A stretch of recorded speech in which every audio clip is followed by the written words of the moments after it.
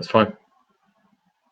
Well, hi everybody and good afternoon, and it's my absolute pleasure to be here with the really brilliant Nick Eva. I'm really excited about the chat we're going to have today, Nick, because Nick has achieved something that so many recruitment business owners, and in fact potential recruitment business owners of the future, aspire to achieve.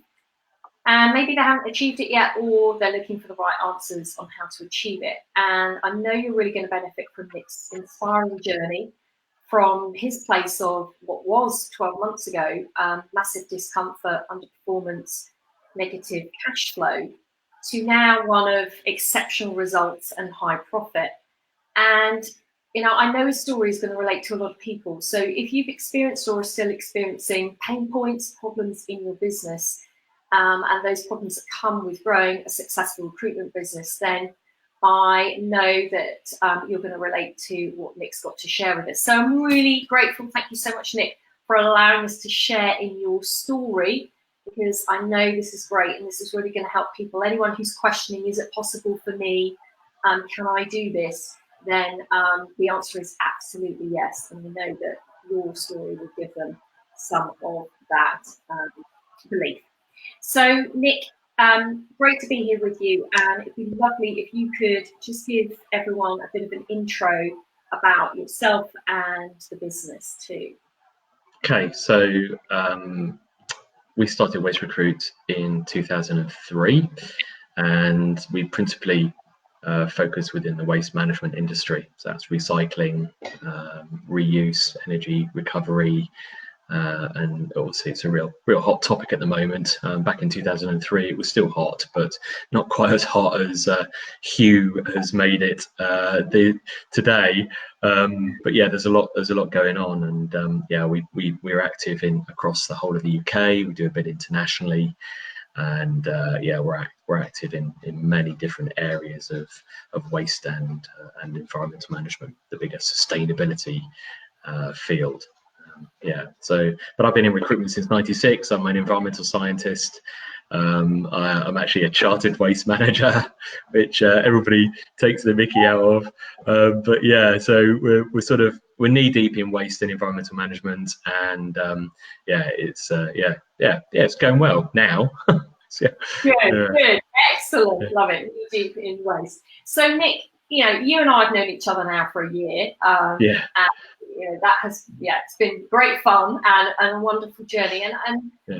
You know, if I think back, I think the first time that we spoke, or when we first started working together, was actually pretty much 12 months this month. And your journey has been quite an incredible journey in those 12 months. And it's really, you know, an inspiring, say rags to riches, but an inspiring story of someone who's taken, you know, something which was in a difficult position to a whole new place and a whole transformation. So could you just give people a bit of an understanding of where exactly you were 12 months ago, both for you and for the business? Yes, I will. Yeah, so I mean, we were in a dark place. There's no doubt about it. We'd had probably 6 months of dire results. I don't like to say it was off the back of Brexit. Some of it was. There was a lot of fear in the market. A lot of people weren't taking jobs, and so we simply weren't generating enough cash. And as everybody knows, cash is king.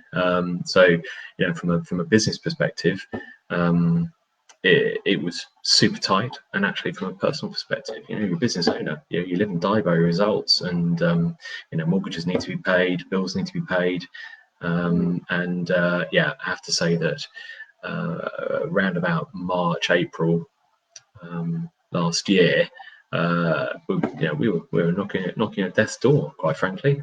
And actually personally, you know, there was lots of stuff going on outside of work as well. And yeah, it was a really tough time.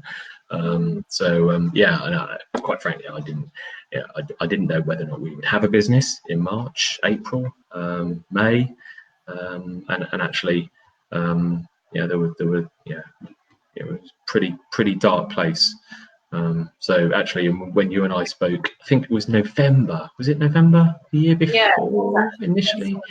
Yeah. So yeah, November. We'd already had sort of, a good 3 months of absolute shocking results, and I think I'd been off ill. I think that's why I couldn't start the course at that point. I think I ended up with flu. I was off for a couple of weeks, and then ended up. I think we eventually signed up and started in July. So yeah, a year ago. I mean, it feels longer, but yeah, I'll take your word for it. It's a year. It's a year. Yeah, it's incredible, as they say, how time flies. What's more incredible is what you have changed and transformed and created from that business to where the position and strength that it's in now. And there are, as we were saying earlier, there's so many areas that that we could talk about and we could share in this call. And one of the areas that I know will be prevalent and important to a lot of other recruitment business owners, because it's something that comes up for so many people, particularly in the current marketplace, is that how do I move my fees from a low percentage that perhaps have been historical and embedded with clients that I've been working with for a long period of time? How do I transition that to the value that my service is really worth? First thing, and secondly, how you've done that from moving recruitment or being predominantly contingent recruiter to now being predominantly retained. Yeah. Tell us about how you've done that. So, I mean, the fees has probably been one of the most challenging. It's ongoing. We're not there in total, but we simply just said no, and really difficult. It's really difficult to do it.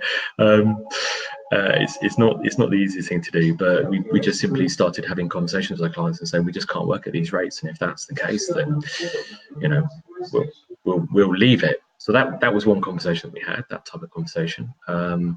We started talking to our clients about some of the values that we actually have, and I think some of the value work I've done with you and Nikki and the other business owners on the course just highlighted the fact that actually, you know what, we are actually pretty good at what we do, and really ought to just believe in ourselves a bit more, actually. So we had those types of conversations, and then the service delivery. So moving from mainly contingency through to search and selection had always been something I actually didn't think we could do. We had an offering, but it wasn't very well packaged. We didn't sell it particularly well. It wasn't very well structured, and actually, where we're at now, 12 months on, it's a slightly different set of circumstances. We've really pushed that on now. So tell us a bit about what is different. So about that package and part of the value that you offer to your clients. Yeah, I mean we still do a lot of contingency work, but a lot of our clients, it's pretty. I was getting fed up with paying fees back, and we've got my brother Ben is a business psychologist, and for many years we had this idea that we could do things better, that we could package something up and actually work with our clients to really drive value in their business, to help their actual businesses to be more successful by finding people who are going to stay, who are going to be successful, and actually so really drilling down into that, then put together a program that we can offer our clients focused around proper business psychology principles. So we use ability tests and personality profiles. We use structured competency-based interviews that Ben and I actually run. So we sit with our clients.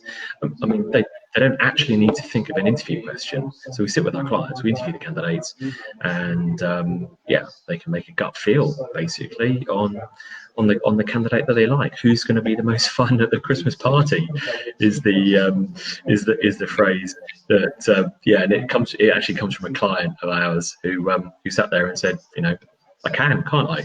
Yeah, you can. Yeah, who do you think is going to be the most fun? So And that really comes from how you've packaged that. So what elements you put within that service offering that have made the difference, and the robust structure that you have around interviewing. And that comes from understanding your clients deeper, isn't it? In terms of how you got to that point of saying, we know that this really works because, if we put anyone through our process, it pretty much.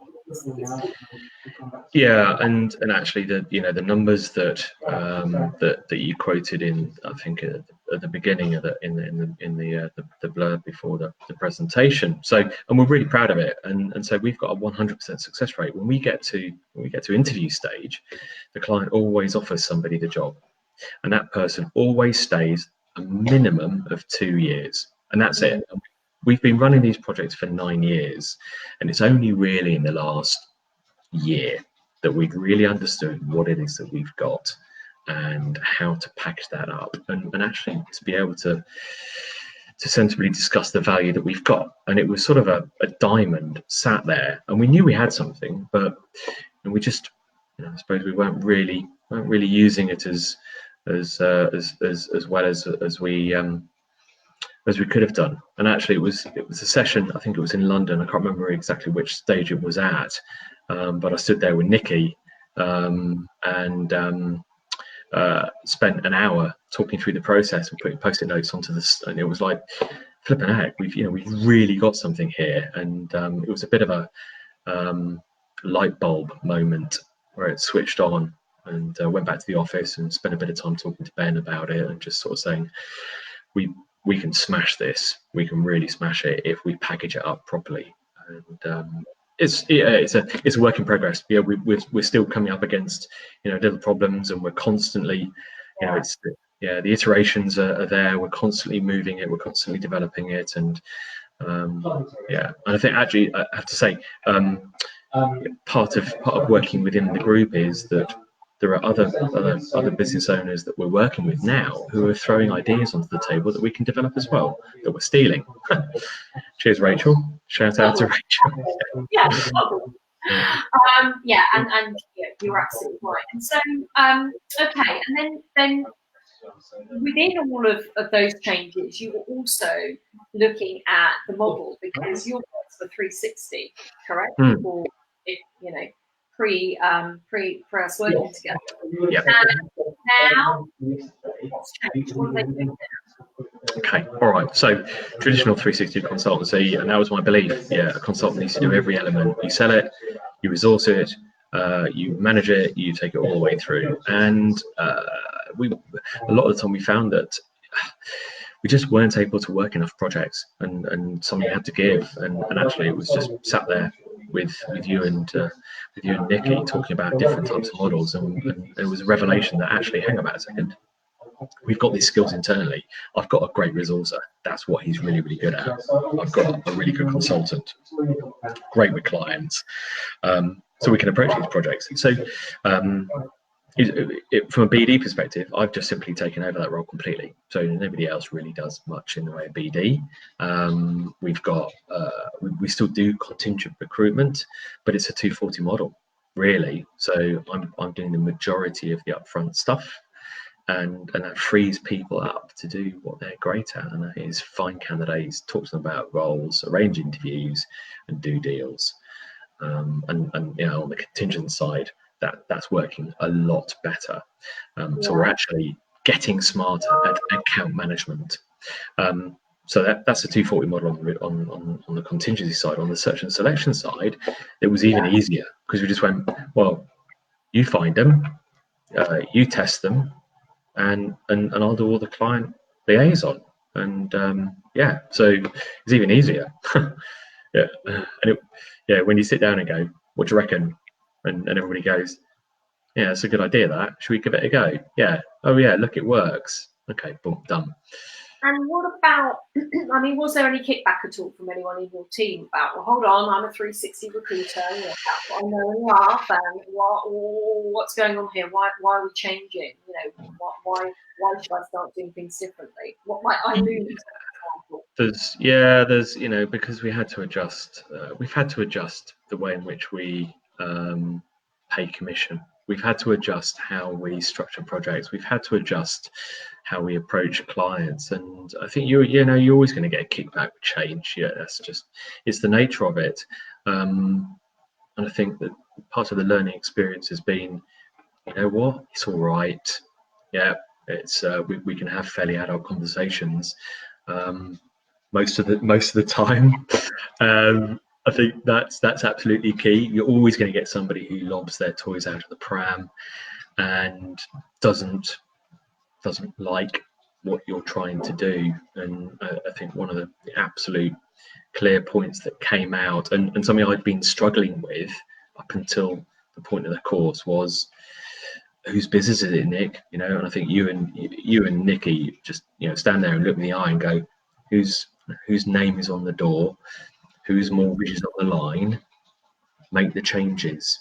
You've got to do it. And we've lost, and we have lost people, and that's not great, because develop relationships with people, but changes. The business has to move forward. It has to change, and so there's been quite a bit of heartache. But actually, the upside is we're in a much stronger place than we were 12 months ago. So, job done. Yeah. Yeah. And so for those, that are doing that difference of role, what's their feedback on the, if you like, the positives of them moving, from doing 360 to 240 or 120? How do those individuals that are doing it, what do they see as the benefit to that for them? Yeah, I mean, I think the 120 model for us is the holy grail in terms of being able to split it out and go, you do the resourcing, do that front end, find candidates, get them interested, and then just hand them over. And I think the ability for us to be able to split the projects out, because we have that 100% success rate, when we land a project, we know we're going to fill it if we get to interview. Well, we always get to interview, we always fill it. So we haven't had any failures. And so from that perspective, when my resourcer is searching for candidates, he knows as soon as he's handed them over, he's going to get paid his commission, because we always get to interview and we always make a placement. So it's just a no-brainer. The challenge for us is simply persuading our clients that this is the new world. This is the way in which we're trying to do business, and actually this is the benefit that it can provide you. And how have they? Because that's a good point. How have your clients reacted to it? What do they see as those, maybe the pros and the cons, if there are cons, but what's their sort of feedback on the improved level of service that they get from that new offering? I think just in the same way as my my huge ego, in the best possible sense, before we started the course, there was, I was right and everybody else was wrong, and there was only one way to do it. And actually, having had that breakdown, having had the realization that it's okay to reach out and talk to people and do things differently, and have never had a mentor before. I've now got how many? I don't know. I've got you two plus the rest of the people on the course who I know. They're all mentors, but it's okay to reach out. We're in a much better place now. Much better place. For sure. And our clients, some of them have big egos that want that control over the recruitment process. Some of them don't want to pay the fees. Some of them don't get it. So we're having those conversations now. The majority are okay. Some love it. And I think once they realise they don't have to think of an interview question, that we do it for them, that we run the interviews, they can sit back. They love it, absolutely love it. And we've got other clients. I mean, I'm talking to a few that are taking a bit more time to get their heads around it because they're losing control over the recruitment process, and we've got to take them on that journey and handhold them through that process. And it's a mixture of reactions, but yeah, once we get people sat in front of us and we're doing it, then it's fantastic. Yeah, so yeah, getting there. And you're right, it is about taking, it's your team on the journey, it's your clients on the journey, and there's a process to do that, isn't there? There's a process and a sort of step-by-step transition in which you can do that. So any sort of tidbits on that in terms of, or top tips for people in terms of, what is important to think about on that journey, things that they need to be considering? So I think, I mean, what's really important for us in our process, and it seems obvious, is sole agency. And actually, a lot of what we spend our time on is educating our clients around the benefits of sole agency, whether it's for contingent or ideally for the retained projects. We really need that. That gives us the ability to be able to take control of the project and really support our clients. And that's something which we've had to become a lot clearer about in terms of selling the benefits of that. And anybody who knows me knows I'm not necessarily process driven, and so actually standing with Nikki in London in that hotel with a big sheet of paper and the post-it notes was actually very challenging for me because I'm just simply not used to doing that, but I had to, and I'm getting much better at it, and so it's been a learning process for me. So absolutely, you have to be totally clear what your recruitment process looks like, what that journey looks like, the story looks like, and every touch point there, and why it's important. And you have to have, I'd say, script. I'm sorry, I don't have a script just yet. I know you'll shout at me at some point about that, but you've got to be 100% clear on why it is you're going to deliver great service to your clients, and I had to relearn that. Yeah, and you're right. That is the valuable part. It's all about the client. So what is it that the client wants? Because we need to map our service around what our client needs, not necessarily what perhaps we've been taught in. And I can certainly remember years ago in recruitment, which was we were all a little bit more about, well, this is how we do it, and the client and the customer fits around that, the candidate fits around that. Yeah. And they have to go with it because we know best. And and actually it's about turning that on its head and saying, like you said at the beginning, which is actually the customer here is the important. That's the important part, whether it's your candidate or your client, and what is it that they actually want and need. Yeah. And Nick, can you give people a flavour, because we haven't touched on it yet, of exactly where you are now versus where you were before. So. Even if it's sort of like percentages up, so people can understand, where you have really shifted that business, because we're talking a incredible increase. Yeah, I mean, last year we lost money, which let's face it, nobody wants to do that. We're up about, I think it's approximately 40% up in terms of revenue, but actually, if you let's look at not 2018 but 2017.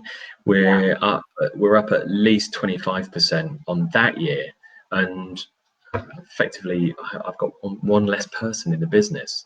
So relatively speaking, we're in so much of a better place. Revenue's up, and actually a lot of it around certainly the contingency side has stayed relatively static. But the search and selection side has just exploded, mainly because we're focusing on it and we're pushing it a heck of a lot more, and it's guaranteed income and it's a better fees. And so on the contingency side, we're focused around percentage increases.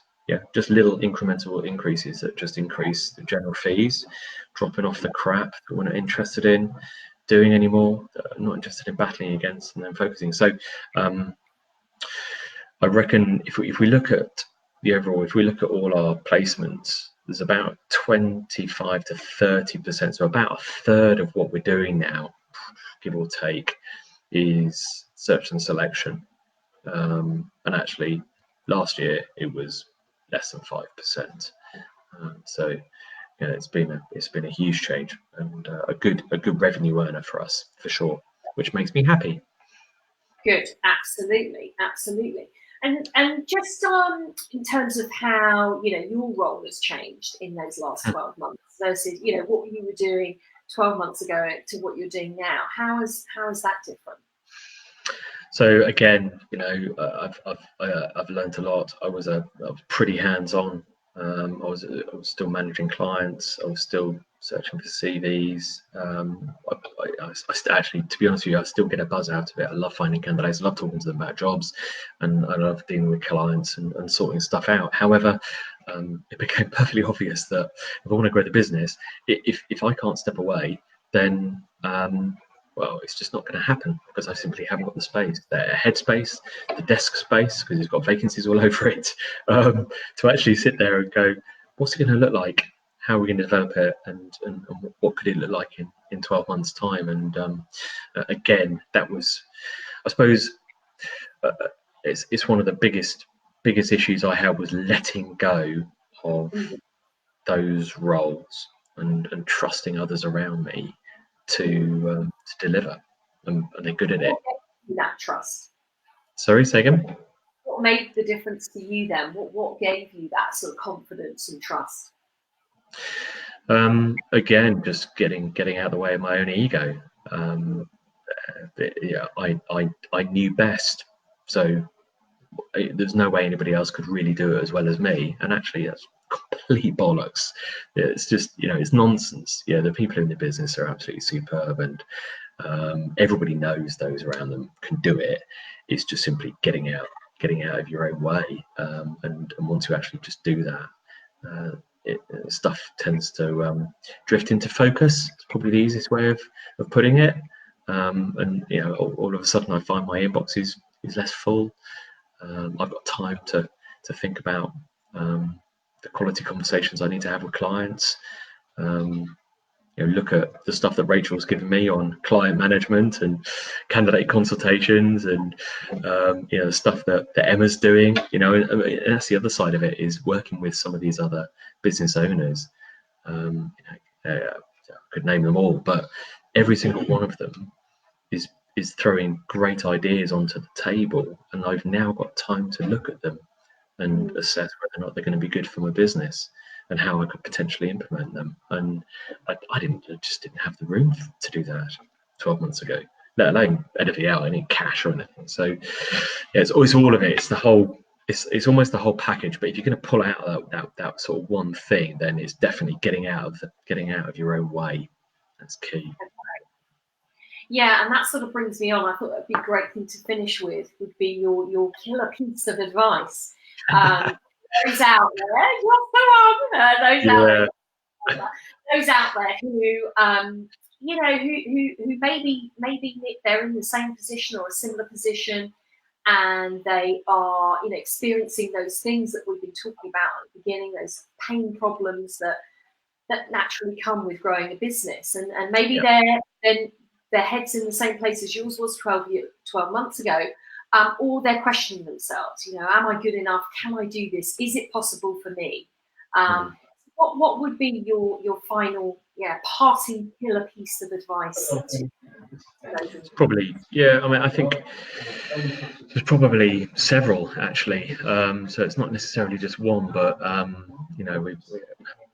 from a soundbite perspective, you and Nikki have certainly just getting involved in the course and just committing to it has been really, really important. There's a phrase that obviously you and Nikki are famous for saying. One that Nikki's, so here's the one that from Nikki. How you do anything is how you do everything. And that resonated hugely with me because that's why I started the business up. It's part of who I am, the integrity that we try and put into the process, and that really resonated with me. And I actually use that a lot when I'm talking to clients now, which is cool. I think that just take action. Yeah, the first plan is better than no plan. I think that's absolutely key. And taking every time you step away from one of the elements of the course, you've got to take away. You've probably got a dozen, and sometimes you have to actually just sit there and go, which one am I going to focus on? And actually, just having one plan to kick off is the first step. And then, all right, number 3, JFDI. Everybody knows it. Just fucking do it. Yeah, just get on with it. Just crack on. And we say it a lot. I know we say it a lot, but you just generally have to put your big girl pants or your big boy pants on and just fucking crack on. And yeah, exactly. Finally, just there can't be anything more difficult than walking on fire. And the lesson learned from that is just take action. Yeah, doesn't matter what that action is, just take some action, and everything else will start to fall into place. Oh, Nick, you're awesome. Thank you so much. I'm so grateful, and Nick is too. We are just honoured. It's such a delight working with you. You're such an inspiring individual, as is all the guys, but we're really grateful. Thank you so much for doing today's session. I know that will really give some incredible insights to a lot of people. So I thank you from the heart for doing that for us and for those listening. And we wish you all the best. Obviously, we'll continue the journey with you. So here's to the next 12 months. If we can double that 40%, everyone will be smiling. Yeah, exactly. Yeah, there'll be lots. Cheers. All right, thank you so much. And you take care. Thanks everyone for listening. Take care. Thank you very much. Bye. Bye. Right.